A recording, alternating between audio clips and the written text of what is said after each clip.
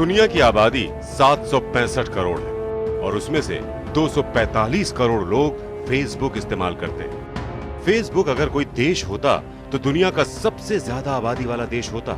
जाहिर है फेसबुक का प्रभाव सीमाओं के पार पूरी दुनिया को शिकंजे में लेने की ताकत रखता है। मनोरंजन, दोस्ती, रिश्ते, फैशन, खेल, ताक झांक, फेसबुक पर सब कुछ है और इस सब कुछ में राजनीति भी है। राजनीति में बाजी मारने वाले सूत्र अब फेसबुक पर गढ़े जा रहे हैं। वोटों की फसल उगाने की सबसे उपजाऊ जगह बन चुका है फेसबुक। आपको पता भी नहीं चलता और फेसबुक आपके और आपके आसपास के हजारों लोगों के दिमाग पर, सोच पर और उनकी राय पर गहरा असर छोड़ देता है। इसीलिए फेसबुक पर राजनीतिक युद्ध हो रहे हैं और इनमें लेटेस्ट है कांग्रेस और बीजेपी का युद्ध। फेसबुक पर आरोप लगे हैं कि वो अपने फायदे के हिसाब से अपने नियमों को मोम की तरह पिघला देता है। 2015 में जुकरबर्ग और पीएम मोदी के पर्सनल टच की चर्चा होती थी, लेकिन अब आरोपों की आतिशबाजी हो रही है।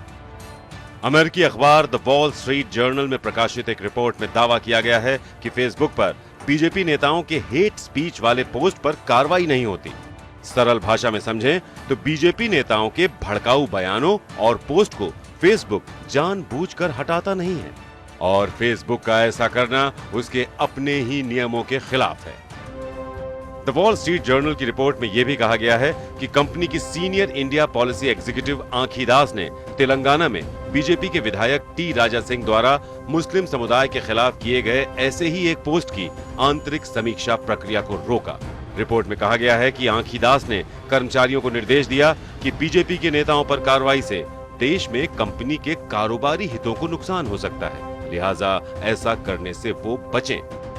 मामला उस वक्त और ज्यादा विवादित हो गया जब कांग्रेस ने इस रिपोर्ट के आधार पर बीजेपी को पूरी तरह घेर लिया। कांग्रेस के बड़े नेताओं ने फेसबुक पर बीजेपी को समर्थन देने का आरोप लगाया। खुद राहुल गांधी ने फेसबुक पर बीजेपी और आरएसएस से गठजोड़ करने का आरोप लगाया। राहुल ने लिखा, बीजेपी और आरएसएस भारत में फेसबुक और व्हाट्सएप का नियंत्रण रखते हैं।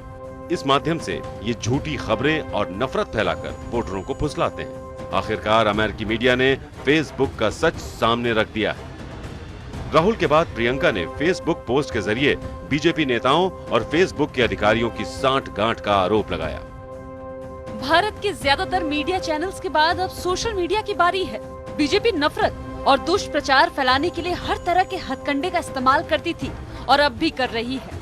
फेसबुक जो आम जनमानस की अभिव्यक्ति का एक सरल माध्यम है, उसका भी इस्तेमाल बीजेपी के नेताओं और कार्यकर्ताओं ने भ्रामक जानकारी और नफरत फैलाने के लिए किया है।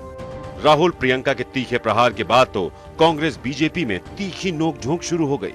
आपकी जिम्मेदारी बनती है कि आपका प्लेटफॉर्म विषाक्त और जहरीला ना हो, क्योंकि कहीं पर जो फेसबुक का और व्हाट्सएप का बिजनेस इंटरेस्ट है इंडिया में, वो खुलकर सामने आ जाता है।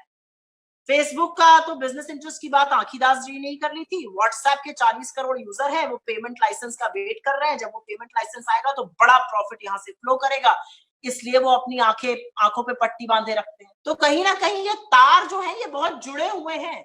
इन बिंदुओं को जोड़कर एक बड़ी पिक्चर देखने की बहुत जरूरत है। उसी 2019 के चुनाव से पहले कांग्रेस पार्टी कैम्ब्रिज एनालिटिका के साथ मिलकर फेसबुक पे लोगों के डेटा को मैनिपुलेट करने का प्रयास कर रही थी, सिर्फ इसलिए ताकि चुनाव में उनको फायदा हो सके और लोग उनको वोट दें।